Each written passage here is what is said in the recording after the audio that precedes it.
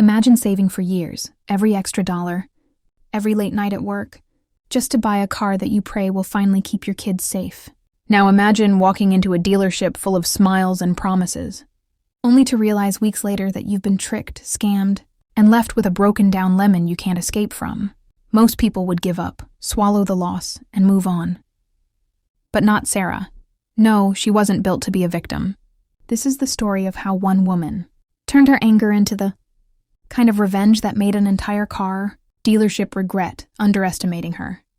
Buckle up, because this ride is about to get bumpy. It all started with something as simple as a dream. For months, Sarah had been saving every spare dollar, cutting corners, skipping small luxuries, and working overtime. She wasn't after something flashy, no sports car, no luxury import. Just a reliable vehicle that would get her to work, help her pick up her kids from school, and give her a little slice of independence she desperately craved. For years, she had been driving around in a beat-up old sedan that coughed and sputtered more than it roared. Every trip was a gamble. Would it start today? Would the brakes hold out? Would she end up stranded on the side of the highway again, frantically calling for help while her children sat in the back seat with fear in their eyes? She had had enough. So when she finally walked into Westfield Auto Sales, a medium-sized dealership with shiny banners and slick-talking salesmen, she carried with her hope and hard-earned money. To Sarah, this wasn't just a purchase. It was security. It was freedom. It was a promise to herself that she wouldn't be at the mercy of broken-down cars anymore. But hope can make you blind, and predators can smell it. The salesman who greeted her was smooth, too smooth. He was all smiles and handshakes, quick to assure her that they treat their customers like family. His name was Rick, middle-aged, dressed in a suit that was just a little too tight, with a smile that never quite reached his eyes. From the start, Sarah should have noticed the red flags. When she asked about financing options, Rick brushed her questions aside with, "Don't worry, we'll take care of you. You deserve this." When she asked about warranties, he responded with, "We'll throw in coverage. No need to stress the details." And when she finally settled on a car, a modest SUV, perfect for hauling groceries and school projects, he rushed her through the paperwork. She sat in that cramped little office, pen in hand, as page after page was flipped in front of her. Rick kept the small talk flowing, distracting her with jokes, comments about the weather, even compliments about her kids. And like so many people before her, Sarah signed where she was told, trusting that she was being dealt with honestly. And like so many people before her, Sarah signed where she was told, trusting that she was being dealt with honestly. She wasn't. The truth hit her like a punch to the gut just a few weeks later. The low-interest financing she had been promised, a sky-high rate buried in the fine print. The free warranty that was supposed to cover repairs, non-existent. Instead, she had unknowingly signed up for an overpriced, third-party plan full of exclusions. And the car itself, the reliable SUV she thought would finally put her worries to rest, turned out to be a lemon. Within a month, it was back in the shop, stalling, overheating, and leaving her stranded. When she confronted the dealership, Rick's tone changed. The friendly salesman was gone. In his place stood a cold, dismissive man who sneered at her concerns. "You signed the paperwork," he said flatly, arms crossed. "It's all there. Nothing we can do now." Sarah felt her stomach drop. She had walked into that dealership with trust, and walked out with debt, stress, and a car that was more liability than lifeline. And that might have been the end of it. Just another story of a single mom, getting screwed over by a business that thrived on deception. But Sarah wasn't built to be a victim. The betrayal lit something inside her. Something sharp. Something dangerous. Every time the car broke down, every time she looked at the towering payments on her statement, every time she replayed Rick's smug, dismissive face in her mind, she felt the anger building. This wasn't just about money anymore. It was about dignity. About the fact that these men thought they could steamroll her because she was a woman, because she didn't understand the complicated jargon, because she walked in alone and vulnerable. No, that wasn't going to stand. Sarah spent nights combing through the contract, poring over every clause, every hidden fee. She called friends, talked to coworkers, joined online forums. What she found both terrified her and gave her clarity. She wasn't the first. Westfield Auto Sales had a pattern, a trail of complaints, angry customers, and unresolved disputes. The dealership had built its empire on deception, trapping people in contracts they didn't understand and saddling them with cars that weren't worth half the price. And the worst part? Nobody seemed to be holding them accountable. That was the moment Sarah made a decision. If they thought she would roll over, they were dead wrong. If they thought she'd accept being scammed, they had no idea who they were dealing with. And if they thought a single mother didn't have the power to fight back, they were about to learn just how wrong they were, because Sarah wasn't just going to demand justice. She was going to make them pay. And the revenge she had in mind would cut deeper than they ever imagined. Sarah didn't sleep much after that night of realization. She lay awake in bed, staring at the ceiling, her mind buzzing like a hornet's nest. Every detail of that day at the dealership replayed in her head. Rick's fake smile, his fast-talking distractions, the way he leaned on her vulnerability as if it were a bargaining chip. But Sarah wasn't powerless. Not anymore. By day, she worked her shifts, trying to keep her kids' lives normal. But by night, she became something else, an investigator, a strategist, and soon enough, an avenger. Step 1, the paper trail. She started small. Every phone call, every breakdown, every mechanic's receipt, she documented it all. She organized the contract into neat binders, highlighting the hidden fees and predatory clauses. She combed through online reviews, printing out angry complaints from other victims of Westfield auto sales. It wasn't just her. It was dozens of people. Elderly couples scammed into sky-high interest rates. Young drivers pressured into buying cars that fell apart within weeks. Even a military veteran who'd been told, "It's standard, just sign here." Sarah realized something chilling. The dealership didn't just make mistakes. This was a system, a business model built on deception, and that gave her power. Step 2, the allies. Sarah wasn't alone anymore. On online forums, she found others who had fallen into the same trap. One woman had her car repossessed after only 2 missed payments, despite assurances from the salesman. A man discovered he'd been charged thousands for add-ons he never agreed to. The stories stacked up, and soon Sarah wasn't just fighting for herself, she was the voice of a group that had been silenced. They began sharing evidence, photos of contracts, screenshots of misleading ads, emails that contradicted promises. Sarah compiled it all into a digital folder that grew heavier by the day. But she knew angry customers shouting into the void wouldn't topple a dealership. She needed precision. She needed the right audience. Step 3, the exposure. Sarah's plan came together like clockwork. First, she reached out to a local consumer protection group, then a news station known for investigating shady businesses. With her binder of evidence and the stories of others backing her up, she presented a case too big to ignore. But that wasn't all. Sarah wasn't just going to play defense. She was going on the offensive. She created a detailed online blog titled "Westfield Auto Scam My Story." In it, she laid everything bare, the lies, the tricks, the proof.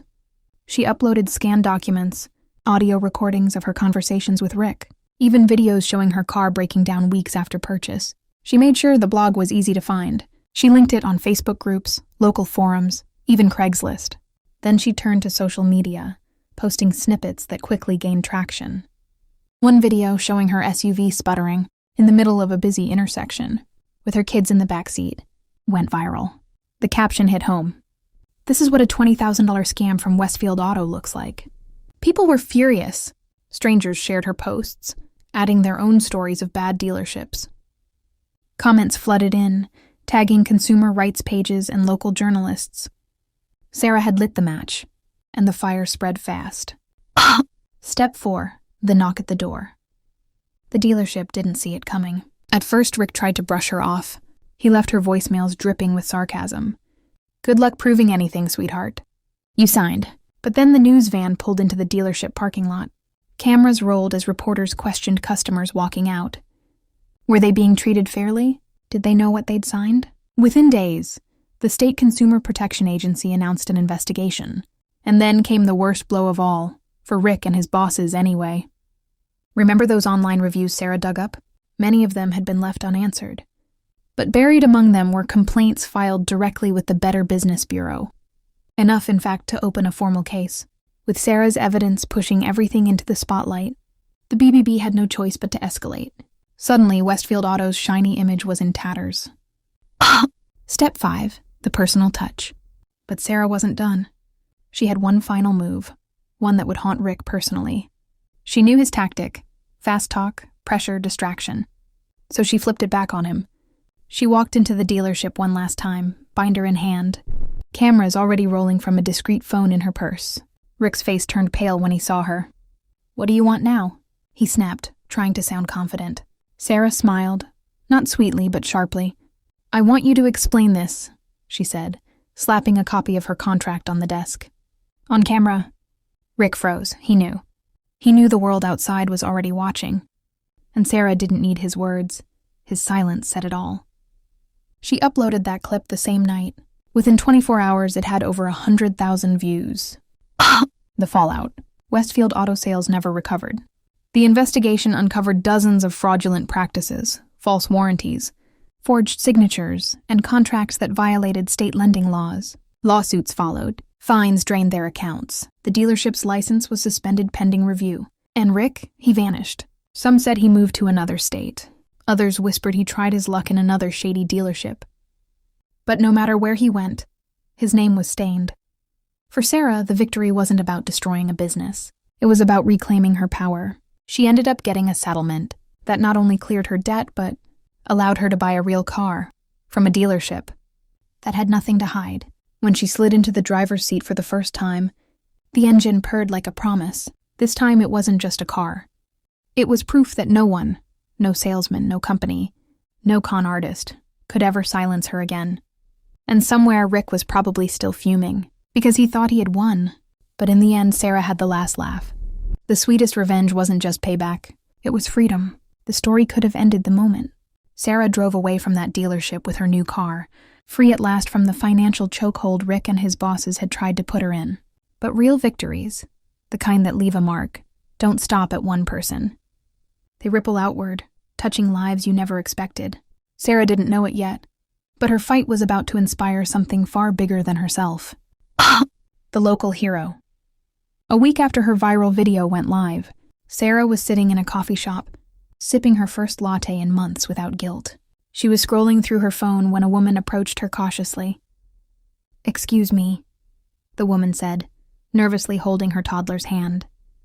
Are you the one who exposed Westfield Auto?" Sarah blinked in surprise. She nodded slowly. The woman's eyes welled with tears. "I just wanted to say thank you. They scammed my husband and me last year. We lost thousands, but because of you, we're finally getting help. They called us about a refund." Sarah felt her throat tighten. She hadn't expected gratitude. She had been so focused on survival, on clawing her way out of the trap, that it hadn't occurred to her she might be pulling others out too. That moment was the first of many. At the grocery store, at school pickup, even in line at the pharmacy, strangers would stop her. They'd share their own horror stories, their anger, and above all, their relief that someone had finally spoken up. Sarah had become, unintentionally, a local hero. The wider storm. The news didn't stay local for long. Other dealerships in the region watched what happened to Westfield with growing unease. Customers began demanding clearer contracts.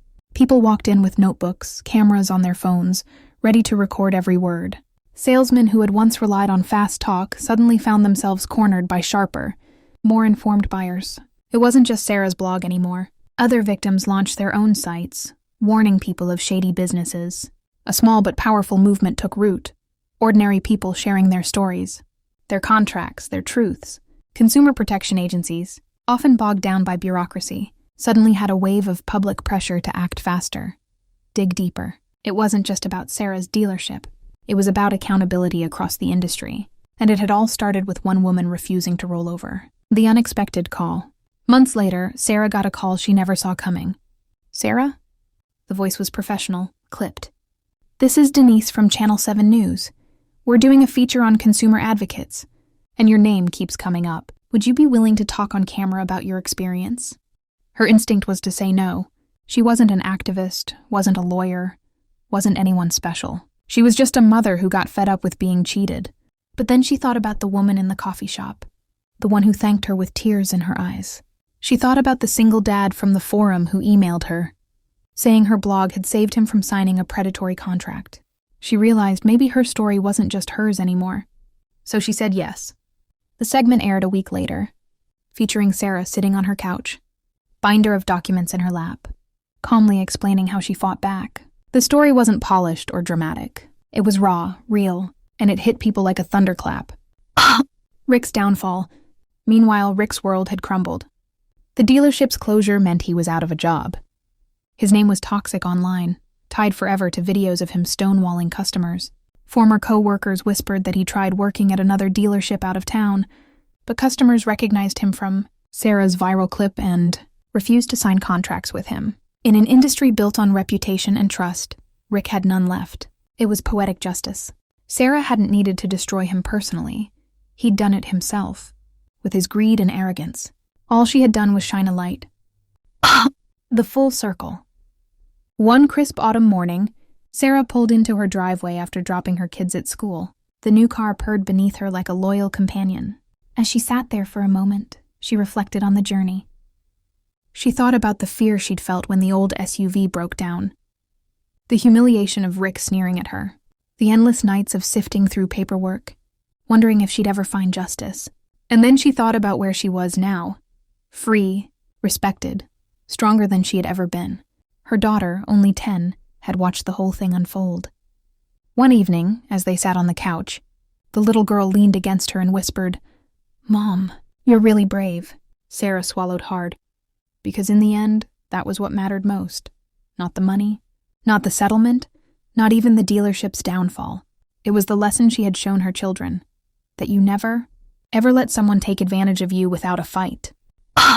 The final word.